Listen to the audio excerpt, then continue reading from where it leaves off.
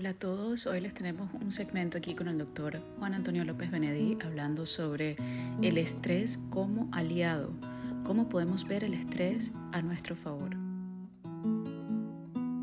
Hace ya como 30 años publiqué un artículo en una revista médica en España que se llamaba así, el estrés como aliado, ¿no? Dando una visión distinta a lo que es simplemente el estrés.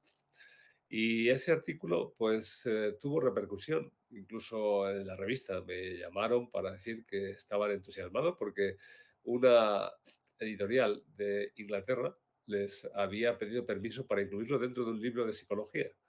Entonces, desde entonces se está hablando de estos planteamientos, ¿no? Diferenciando lo que se ha dado en llamar el distrés o el estrés negativo con el estrés positivo o el eustrés.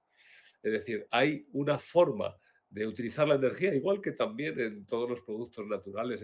La energía no es mala, la energía está ahí y nosotros debemos ser lo suficientemente inteligentes como para usarla a nuestro favor y no en nuestra contra.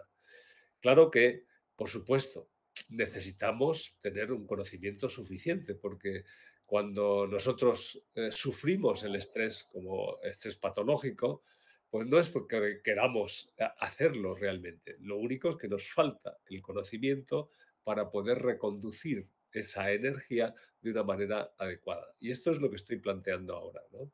Yo en mi libro del corazón inteligente, pues hablo de 6 tipos de estrés distintos. Un estrés vinculado con lo mental, un estrés vinculado con lo emocional y un estrés vinculado con lo físico. Normalmente, pues se conoce el estrés físico, ¿no? El estrés que te genera, pues la tensión muscular que se queda mantenida y luego genera contracturas. Pero también hay un estrés mental que es bastante conocido, aunque no se le llame así, y que como consecuencia produce el insomnio. Cuando no podemos dejar de pensar, de dar vueltas en nuestra cabeza, no podemos dormir y eso es lo que tiene que ver con el estrés mental.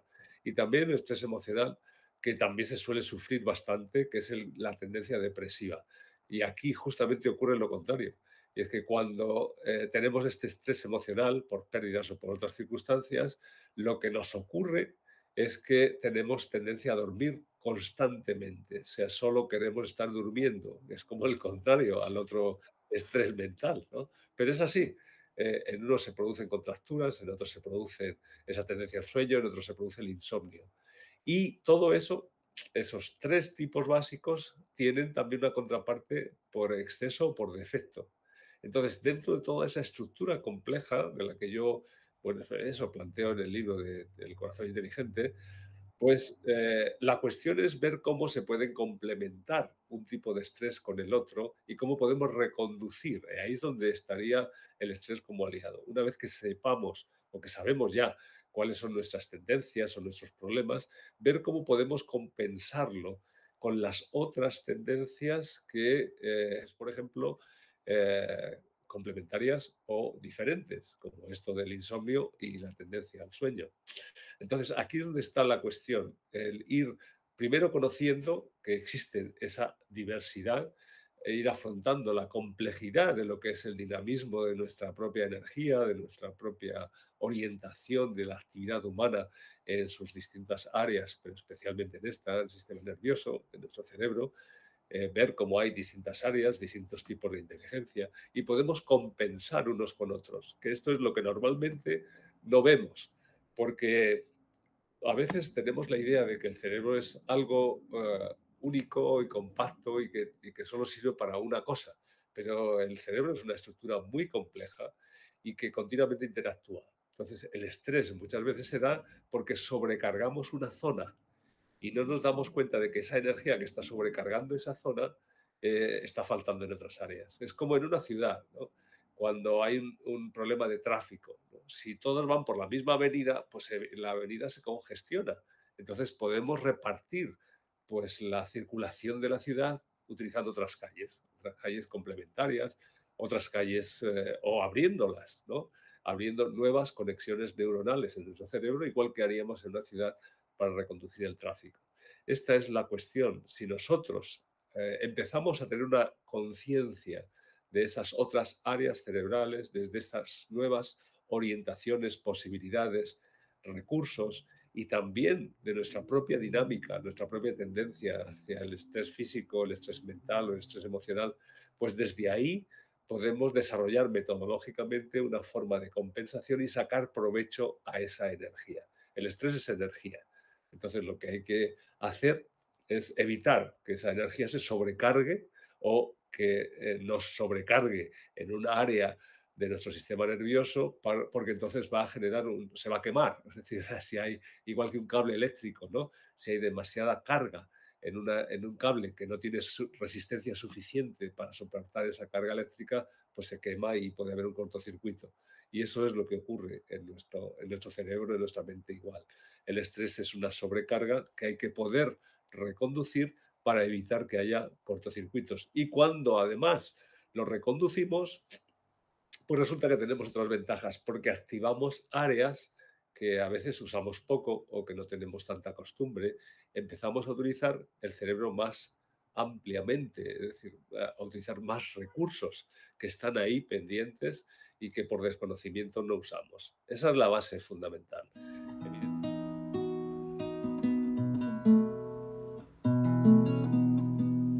Incluso hago sesiones personales en línea a través del método Benedí, que ahí está la página de www.metodobenedí.com.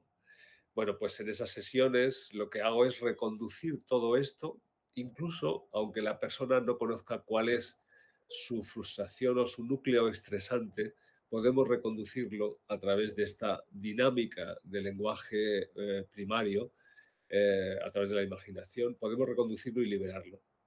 Cualquier persona y cualquier tipo de estrés se puede reconducir y liberar y abrir otras orientaciones, porque cuando estamos bloqueados, o sea, con un tipo de estrés, el que sea, pues entonces eso imposibilita que desarrollemos otras actividades o nos hace cometer muchos errores.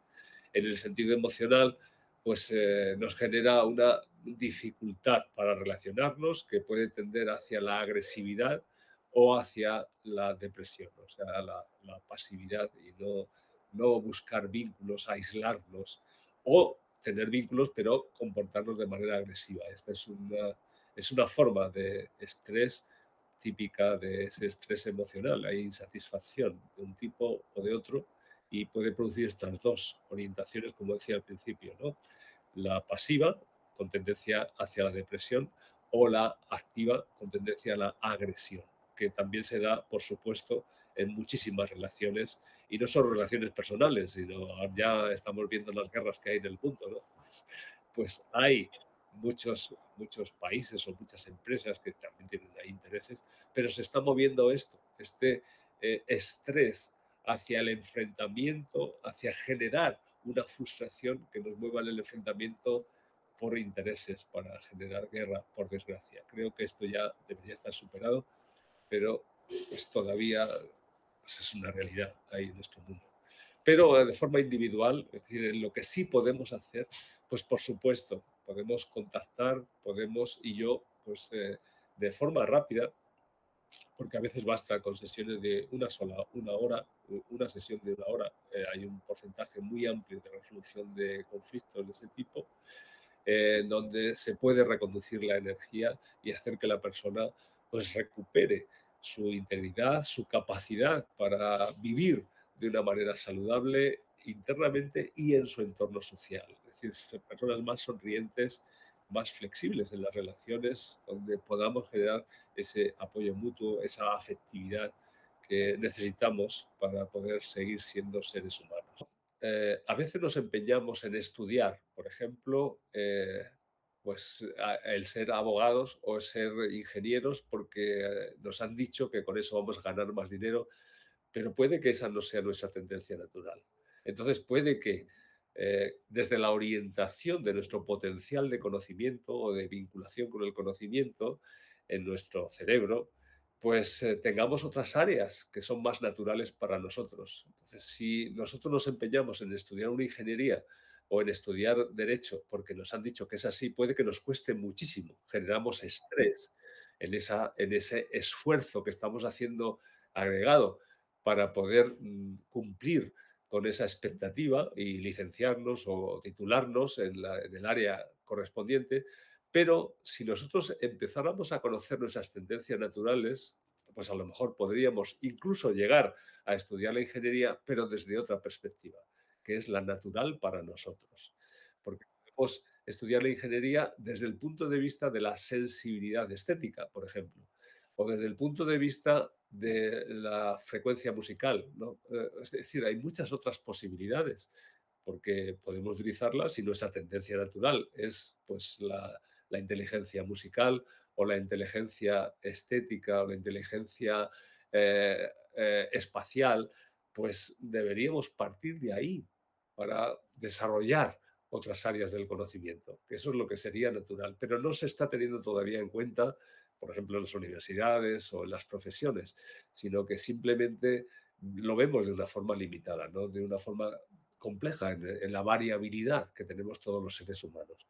Y esa complejidad es muy amplia, porque no solo entre las inteligencias múltiples, que se relacionan con 8 tipos de inteligencias múltiples, esas inteligencias múltiples también están vinculadas con nuestro propio proceso de vida. Entonces nosotros hemos ido activando o desactivando o complementando distintas áreas del cerebro y normalmente no usamos bien esos recursos y por eso se generan sobrecargas en cuanto a expectativas o en cuanto a procesos de aplicación práctica en nuestro día a día que nos cansan o que nos hacen ser poco productivos y generar más errores. Esta es toda la cuestión, ¿no?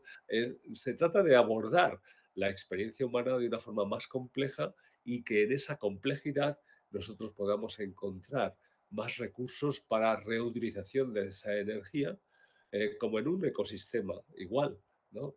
En lugar de hacer monocultivos, pues lo que generamos es un bosque natural, porque nuestra mente es como un bosque natural. Entonces existen muchísimas plantas que se pueden complementar entre sí, muchas áreas de nuestro cerebro que se pueden complementar entre sí. Por ejemplo, hay un caso conocido de Einstein que cuando murió, pues le quitaron el cerebro para investigarlo, ¿no? Y para ver dónde venía el origen de su genialidad. Y entonces, pues vieron que en la corteza, en el neocortes, pues no había cosas especialmente diferentes de otros neocortes, que ese es el área del razonamiento, de la investigación, del conocimiento. Pero sin embargo, cuando empezaron a observar en el cerebro blanco, o sea, la sustancia gris está en la corteza, la parte blanca, que es lo que tiene que ver también con lo que llaman otros el cerebro emocional, pues ahí vieron que Einstein tenía muchas conexiones con distintas áreas a través de la parte blanca hacia la parte gris. Y esa es una forma de reconducción de esta energía, es decir, conectar áreas diferentes para evitar esos atascos de tráfico en las ciudades eh, por vías que no son usuales y sin embargo nos pueden permitir desarrollar la genialidad, desarrollar la creatividad, desarrollar recursos con la misma orientación de energía. En lugar de que la energía se sobrecargue en ciertas áreas, esa energía lo que hace es diversificarse, tomar vías de desarrollo y de activación de áreas nuevas del cerebro. Esta sería una cuestión. Entonces, esto es lo que yo estoy planteando también con los cursos sobre las inteligencias múltiples, el test de inteligencias múltiples, para poder entender cuál es nuestra estructura natural y cómo podemos aprovechar mejor nuestros propios recursos sin cansarnos tanto, sin quemarnos, sin generar enfermedades que no serían necesarias. Porque cuando hacemos algo que nos gusta, disfrutamos más. Y en ese momento, al disfrutar más, también podemos ser mejores profesionales, que es algo que a veces nos han informado mal. Hay toda una tradición de que para ser buen profesional o para ser una persona pues brillante hay que estar continuamente sufriendo y esforzándose y haciendo cosas que no nos permiten gozar de la vida, ¿no? Es como si tuvieras que elegir entre gozar y ser una persona eficaz. Y no es cierto. Podemos ser personas muy eficaces, muchísimo más eficaces todavía de lo que normalmente somos y al mismo tiempo disfrutarlo. Esta es la cuestión. Hay un ejercicio que yo suelo hacer en mi libro de Reír para Vivir Mejor, en los grupos de risoterapia, que es el de torear.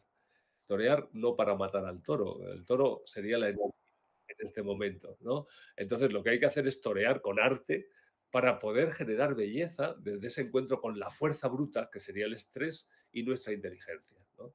Entonces, ser toreros de nuestra vida o bailar, bailar, es decir, convertir la energía en una forma de arte, de gozo, de alternativa inteligente que potencia la creatividad.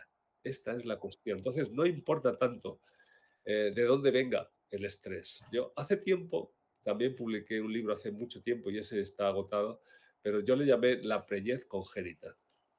Y el sentido de esto es aprovechar los impulsos externos agresivos como si fueran espermatozoides que, independientemente de que seamos hombres o mujeres, porque esta no es una cuestión biológica, nos puedan o nos permitan gestar una, un desarrollo creativo. Es decir, ese impacto, ¿eh?